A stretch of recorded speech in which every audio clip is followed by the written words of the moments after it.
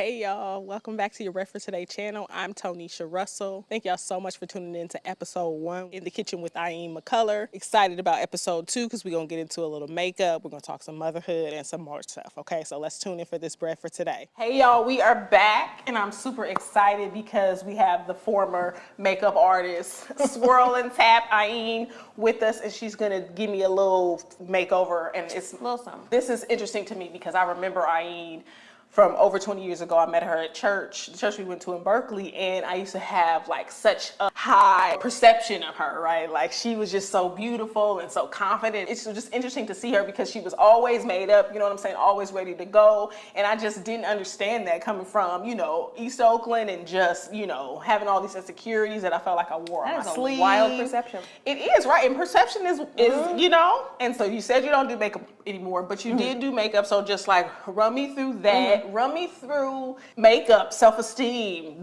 then who you are now. It's important to note the type of church that we were in. Okay. Right? So at a certain point, that church comes from a denomination that does not allow makeup at the time, did not allow makeup, did not allow pants for women. Yes. At a certain point, you could only wear your hair up. Very, very strict.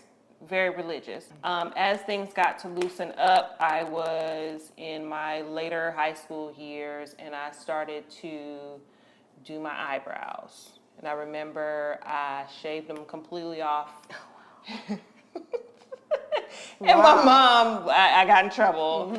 And so I was like, well, if I can't do anything, I'll at least keep my eyebrows done, right? Because I was maybe 95 pounds in high school. Right, same. Really bad acne. Same. Hair struggles galore. Same. Oftentimes the only black kid in the environment that I was in. So to hear you say I had any modicum of confidence is hilarious and ridiculous. I was dealing with a lot of insecurities as it pertained to how I looked. So you have that along with being in an environment that you could not be expressive in your outward appearance in was challenging. So I always told the line with what could be trendy and cheap. Thrifted a lot in high school. I wanted to find outfits that hid the fact that I was shaped like an ironing board. So I would always, I was very consumed with how I looked because I thought that I had to be. I'm a very quiet person by nature. I was an only child. I don't think that I developed social skills in the same way that the typical child would have. Right. So I had to not be the oddball out or the weird kid in some way. So I was able to find a cute outfit and figure out how to put on makeup without it looking like I had on makeup because of the church, of course. Right. And perfect that. So I was doing everybody's prom makeup in our circle. So by the time we met, early college years, I had that thing down to a science. And I'm always going to have on some foundation or something because, again, I have really bad skin at the time. So what you may have perceived as confidence was just, I hope that masking is not the wrong term, but I think that's the term. I mean, it's interesting to say that because we think about being that young, being insecure, trying to find yourself, who you are outside of your parents, now that you're in college, but you still kind of need them because you live in their house, and, all the things. And so it's just interesting. So now, though. So I am a makeup artist. I'm not currently practicing. It is a hard hustle. I never did makeup artistry full time. I still always had a full-time corporate job. And I found at a certain point the hustle of building clientele as a makeup artist and the hustle of perfecting your kit, transferring that kit from one place to another was far too hard for me. The folks that are out here hustling are having to do things that are outside of what I would be willing to do at this stage of my life. I had a child by that time when I just decided, like, I don't want to do this anymore. I don't want to hustle to do this anymore. Yeah. It's too difficult for me to get up and get out and do this. It is a hard job. Yeah, I remember breaking down the math. This is a tangent for real. I was breaking down the math to another makeup artist because we were going to collaborate and we were going to do something together. And we were looking at how much it would cost for the space. For this time frame, we were going to have to pay, I think, like $2,000 for the space. And the math just was not mathing. This is insane. I have to charge at least $180 for a face for it to be worth my while. So that is something that I'm not willing to do. The girlies that are making it happen are doing it. But just to pivot, and then she's gonna put these lashes on me. Talk to me a little bit about girlhood. You have daughters, 3 daughters. You said something so key, your perception of who I was at the time that we met because of what I was doing or how I may have been presenting in the time that you would see me. And when you said that, I was like, oh gosh, I'm going to go home and lecture my daughters on something else that they didn't ask about. But I have girls. We often make so much of our character around how we present ourselves because that's what other people do to us. We go out into the world, we are perceived a certain way. How we look is the first thing that people come in contact with, and then they make judgments based on how you, what your appearance is or what you're doing.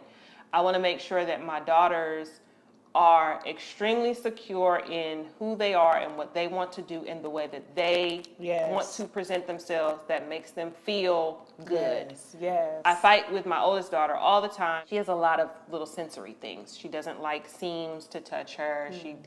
She would not have been able to grow up in the church we grew up in because you're going to put some stockings on. Oh, yeah. And she's not doing that. Oh, God. Like, she just won't I go. hated stockings. She will not wear, she doesn't like that kind of stuff. So I want to make sure that she is absolutely comfortable in wearing what she wants to wear and presenting herself the way that will make her feel good. In that same token, I want to make sure that as they perceive people, that they try to judge people past how they may be presenting themselves. Yes. At that time, sitting down and talking to me probably would not have been that fruitful because I was still very self-unaware. So I probably could not have even formulated a thought of why I was really doing what I was doing at that time. But I want them to understand that the way that you perceive people is probably the furthest thing from who they actually are or how they truly feel about themselves. So you cannot always take people at face value. It's interesting you say that too, because when I say that was my perception of you, I also want to admit that I always, which is why I said I had the relationship that I had with makeup, because it was like, if you wear makeup, you do not love yourself. And so I cannot do that because I love my, like, even if I did, you know everything at 20. Right. You're the smartest person in the room at 20. Like, you've got it all down. You know everything. And yes, people that wear makeup are fake. Exactly. Like, what are you doing? Obviously, if you want to wear makeup, you don't truly, know yourself. Exactly. And so there was all of that too that was working into it. And so being able to see people, especially so new in my faith, seeing young women who, from all different kinds of walks of life could be expressive in the way that they wanted to. But also it was very limiting, challenging, because I freaking hated skirts. I don't like wearing skirts. I don't like any of that. And so having to shave my legs, like that was literally the first time that I shaved my legs, all of those things. And so just thinking about all those burdens put upon girls and women. And so that's why I'm asking the question about your daughters, because it's like, when will you let them explore? Or I think about my daughter. I mean, she totally is like, give me some pants. I'm not putting that dress on. And she wanted pink braids. She wanted pink braids. And I was like, okay. Yeah. Sure. Now, for me, I'm like, people are gonna see her and be like, that is so ghetto. Now, because of who her mama is, that's all the more reason for you to get a full head of pink braids now. Absolutely, do it. Now I want you to have the full rainbow in your head. Just because I want you to be the opposite of whatever people think they see coming. And also, yes, exactly, you can have pink braids because you're 7. You can have whatever you want. Yeah. But in terms of like makeup and like growing up, the images that they're gonna see, you know what I'm saying? Like we can only do so much to combat. I think everything is gonna be situational. Yeah. And I want my kids to live as much in the gray as possible. I don't know exactly why. I mean, I have my thoughts on why I feel that way, but I don't want them to follow the letter of the law just because these rules exist. I want them to do things because they have a good reason. Like I want them to have desires because it is truly their desires. She loves pink. If you want to have pink braids, you can have it. We walked into the braid shop and she saw that there was an option for pink braids. Absolutely. Sign me up, please. Yes. I don't want her to have pink braids because her homegirl had pink braids. Now, if that was the reason why, the answer would have been no. Like, I don't want them to live in these boxes either, or these rules where they're doing something because this is the rule. I want them to question those types of things. I want them to have a real reason for doing stuff. Yeah, I don't remember what the question was. Yeah. No, that's good. So you can start this and then just talk to me a little bit about your own notions of transformation. How you feel like you transformed from that girl. How were you able to? Well, I realized that everybody was doing the same thing. What do you mean? The people that I thought had it all together were trash. And then the perception that I had of just about everyone was wrong. And so I realized it didn't matter what I was doing if it was because of how I thought I would be perceived. So I feel like I have to perform or do something for someone else's benefit. I'm just not gonna do it. I needed to drink water. I needed to be healthier. I needed to do the things to fix my health and my skin. I didn't need to be putting on a pound of makeup.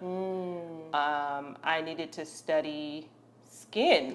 Yeah. I needed to eat healthy. I needed to actually eat. So getting older, of course, teaches you these things. Having your own children teaches you a lot. Because babies change your body. Listen, completely. 100%.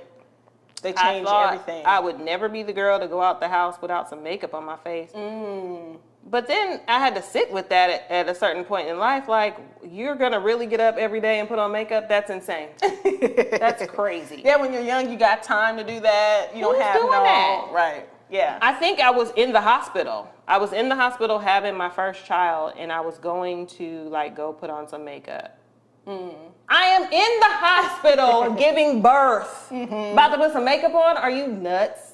Shout out to the people that did that. Right. Take all your videos. Right, exactly. Do that. Do all of that. I wasn't about to do a video and no birth story. I was literally putting on makeup for the nurses. That's insane. Oh, that's interesting. That's crazy because I was so used to only having my face done. And at that point, I did not need to do that. And even if I did need to do it, get comfortable with your face. Exactly. However it looks, regardless of what it looks like. And that's all I was trying to establish for myself as a young person. You were but I more didn't self-aware. have yeah, exactly. I was way too self-aware. I was also trying to find new perspectives.